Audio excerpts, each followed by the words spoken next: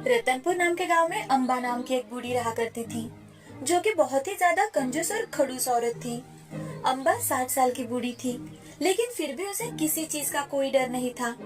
अम्बा के पिताजी बहुत अमीर इंसान थे, तो अम्बा का बहुत ही बड़ा घर था, जिसमें वो अपने माँ पिताजी के देहांत के बाद अकेले ही रहा करती थी।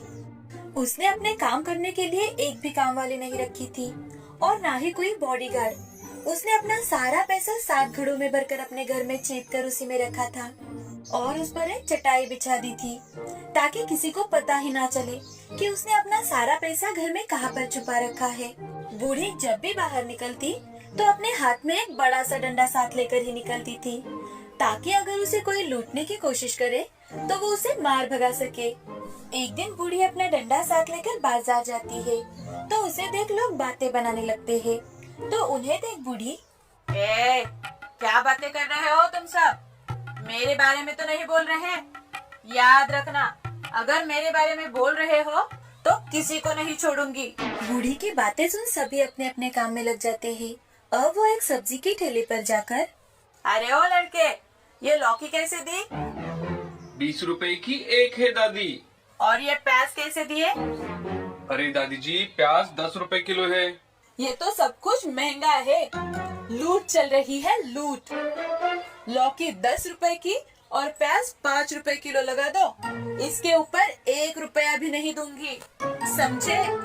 अरे दादी जी, इतने में तो नहीं आएगा।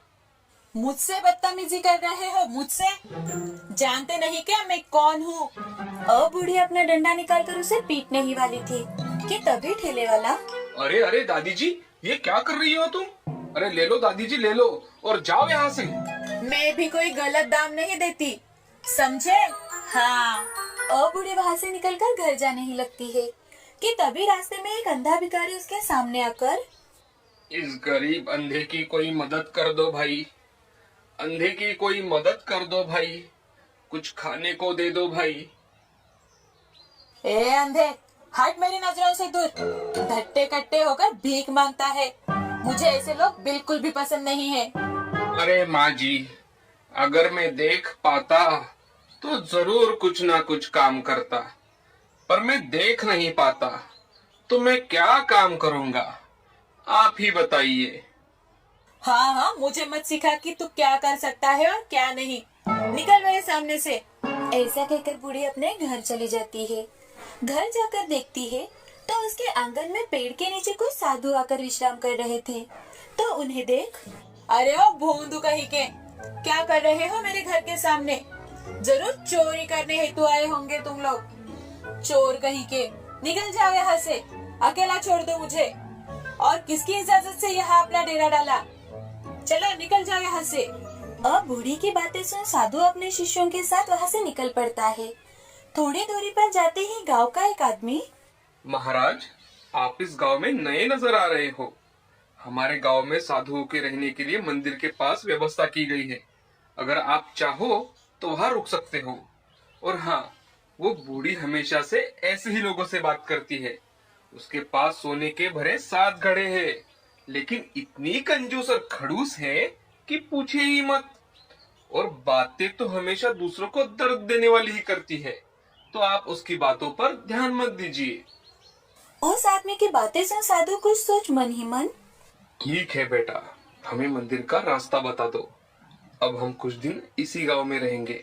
अब साधु अपने शिष्यों के साथ गांव के मंदिर के पास वाले विश्राम गृह में चले जाते हैं और अपने शिष्यों को बूढ़ी के बारे में जांच पड़ताल करने गांव में भेज देते हैं। शाम के समय एक शिष्य, महाराज, सुबह उस आदमी ने जो हमें बताया था, सभी गांव वालों का भी वही कहना है। अब रात के समय एक औरत बड़े बड़े घुंघरू पहने, मोती और हीरों से जड़े हार पहने, काला दुपट्टा अपने चेहरे पर ओढ़े और सिर पर सोने के 7 भरे मटके लेकर बूढ़ी के आंगन में नृत्य करने लगी। तो घुंघरुओं की आवाज सुन बूढ़ी डंडा हाथ में लेकर दरवाजा खोलते खोलते, इतनी रात गए, कौन नाच रहा है मेरे घर के सामने? अभी देखती हूँ। जैसे ही बूढ़ी दरवाजा खोलती है तो वो नजारा देख डर जाती है और झट से अपने घर का दरवाजा फिर से बंद कर देती है और खिड़की के पास आकर फिर से देखने लगती है। तो कुछ दिन नृत्य कर वो औरत एक मटका नीचे गिराती है और उस मटके को फोड़ देती है। बूढ़ी रात भर सो नहीं पाती और वो सुबह होते ही बाहर निकल कर देखती है तो रात को जिस घड़े में उसे सोना दिखाई दे रहा था वहाँ उसे कोयला और राख नजर आ रही थी। अब दूसरे दिन उसके साथ फिर से यही होता है। आज बूढ़ी जोर जोर से चिल्लाती है ताकि कोई उसकी मदद करने आए, लेकिन बूढ़ी के स्वभाव के कारण कोई उसकी मदद करने नहीं आता। आज उस औरत के सिर पर 6 मटके थे। वो थोड़ी देर नृत्य कर एक मटका फोड़ वहाँ से चली जाती है। बूढ़ी को कुछ भी समझ में नहीं आ रहा था। वो बहुत ज्यादा डरी हुई थी। वो दूसरे दिन सुबह सबके पास जा जाकर मदद मांग रही थी, लेकिन हर कोई उससे दूर भाग रहा था कि तभी उसे वो साधु दिखाई देते हैं। तो वो साधु के पास जाकर सारी बात उन्हें बताती है और साधु से, महाराज, मैंने आपको बहुत भला बुरा कहा, लेकिन पिछले 2 दिनों से मेरे घर पर कुछ ऐसी चीजें हो रही है कि मुझे कुछ भी समझ में नहीं आ रहा कि मैं क्या करूं। आप चिंता मत करिए माँ जी, मैं अपनी सिद्धियों से जानने की कोशिश करता हूँ। अब साधु अपनी आंखें बंद कर देता है और कुछ सोच बूढ़ी से, माँ जी, आपके घर में सोने से भरे हुए 7 घड़े हैं ना?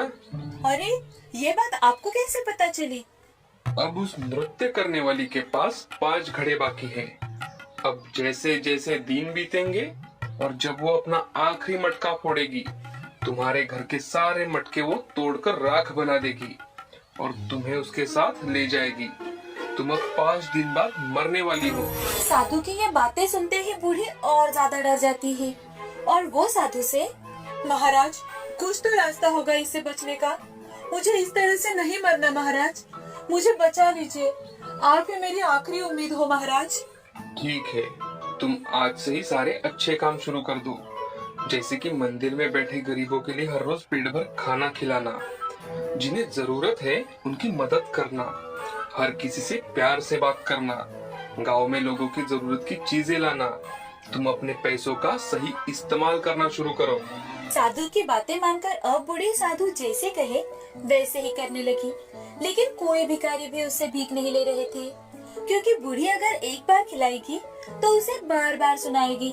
यही लोगों को लगता था। आज रात को बूढ़ी के साथ फिर से वही घटता है और एक घड़ा और फूट जाता है। तो बूढ़ी, हे साधु बाबा, मेरे हाथ का बना खाना कोई भी नहीं खाना चाहता और ना ही कोई मेरी मदद लेना चाहता है। क्यों ना आप आपके जरिए ये सब काम करें। अब साधु ने गांव के मंदिर के पास हर रोज गरीबों को खाना और आने जाने वाले राही के लिए खाने की व्यवस्था करवाई। गांव में जो भी चीजें कम थी उनकी पूर्ति करवाई। इतना ही नहीं तो हर किसी की मदद करने लगे। अब बूढ़ी भी सबसे अच्छे से बातें करने लगी। ये देख गांव में सभी खुश हो जाते हैं और खुशी खुशी रहने लगते हैं।